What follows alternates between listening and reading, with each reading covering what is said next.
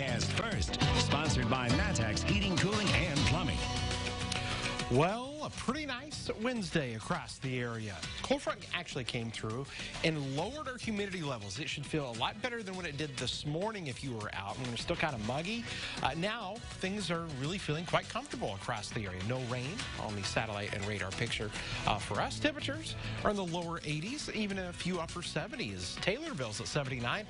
In Jacksonville, the cool spot at 76 degrees, so really nice here through the rest of this evening. Quiet conditions, cooling quickly down to the 60s for everyone, and maybe even a few upper 50s by tomorrow. We're going to come back and talk about rain that could return and maybe some strong storms as well in the forecast. WCIA 3 News starts right now. Now on WCIA 3 News. Is it real or is it fake? That's the question you might be asking when you see guns like these. What police keep your eye out for? A man was shot in Champaign. Why that and nearly 20 other shootings like it has some parents rethinking where they take their kids. And spotting credit card skimmers isn't easy. When they get you, it can mean big problems. But there's an app that could help. You're watching your local news leader. This is WCIA 3 News at 5. Parents should make sure that kids aren't going out acting as though they're armed. Can you spot a fake gun? Turns out many people can't. Good evening, I'm Paul Cicchini. And I'm Jennifer Roscoe. Urbana police want parents to tell their children to keep fake guns off the street. They confronted several teenagers this weekend after they got a tip a caller saw them walking around with guns. WCIA 3's Emily Braun is live in Champaign now. And Emily, these guns can look really real. Yeah, police say it can be very easy to mistake a BB gun for an actual one. So to address that, let you take a look at this. I took this picture to this park and put some people's instincts to the test. Do you think these guns look real? Yes, I do think they look real. Yes. Yeah. What if I told you these were BB guns? They look very real. Oh, that's shocking. Someone called Urbana police and reported seeing teenagers walking around with guns. That caller was fooled, and so were most people I asked in the park.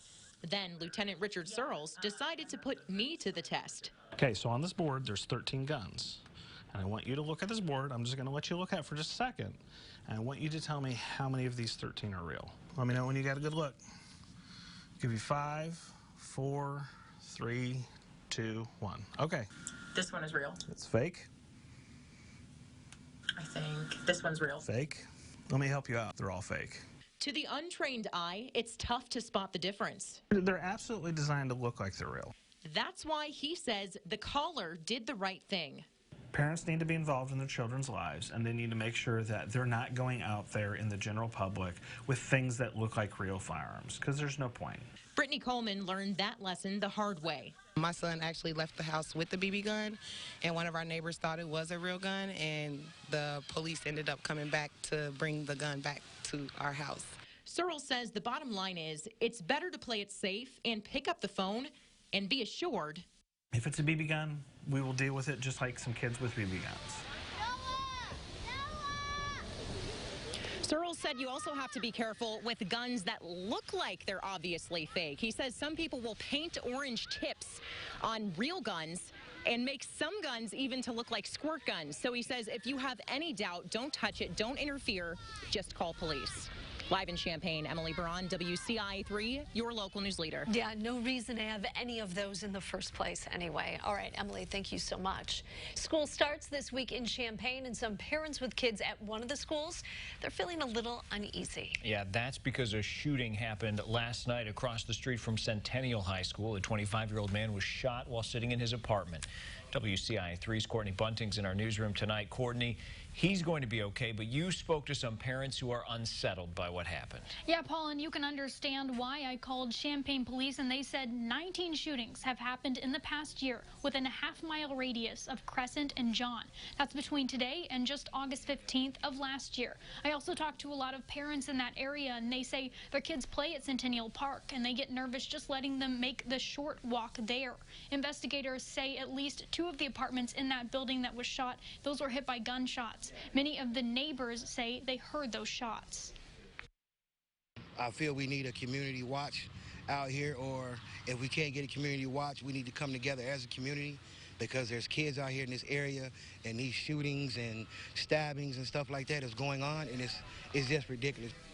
Jackson has lived in that area for 6 years, and like I said, he wants some kind of neighborhood watch established, but he said there hasn't been one established as far as he knows. I also reached out to the school district for a statement, but they said they wouldn't be providing one. No one has been arrested in that shooting. Live in the newsroom, Courtney Bunting, WCIA 3, your local news leader. All right, Courtney, thanks. We have an update to a homicide in Sangamon County. Police found and arrested a person of interest in Gary, Indiana. 29-year-old Shanae Moore was found shot and killed inside a home in Springfield on the 4th of July. Police arrested Jovan Torbert on an outstanding warrant in Indiana. They are still investigating. Part of I-74 was shut down this morning because of a crash involving a motorcycle. It happened about a mile and a half from the St. Joseph exit, where construction starts in the eastbound lanes. 2 SUVs, a car and a motorcycle, were all on the road when one of the SUVs cut off the car. That caused a chain reaction. The motorcyclist was taken to the hospital and was seriously hurt. A U of I professor is using his research to help law enforcement track criminals. Yeah, a new app is able to find skimmer devices on gas pumps. They're using the technology to keep you from losing money when you fill your tank. WCIA 3's Jamie Mays is here. So, Jamie, there are other apps that detect skimmers. How's this one different? Paul, the professor who worked on it, said it's more accurate than others. So far, it's been used to find over 40 skimmers in Arizona and California, but they haven't found any in Illinois yet. A U of I professor and another University of California San Diego professor worked on the app. It took about a year to get it up and running. It's called Blutana, and it will find Bluetooth skimmers at gas pumps. The professor who worked on the device says it's a project he's proud to share.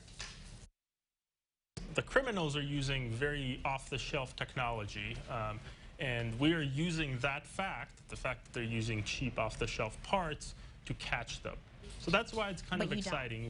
Usually somebody inspecting a gas. The app is not public right now. One of the professors who created it says to use it, you do need training. For now, it's available to inspectors and law enforcement agencies who have authority to remove those skimmers. Paul? All right, Jamie, thanks. House Speaker Nancy Pelosi was in Springfield today. We'll tell you her message to Illinois voters. Plus this. Everything he said he's going to do, he's doing it and more. It was high praise from some for the governor today, why they say a short time in office has changed the state in more ways than one.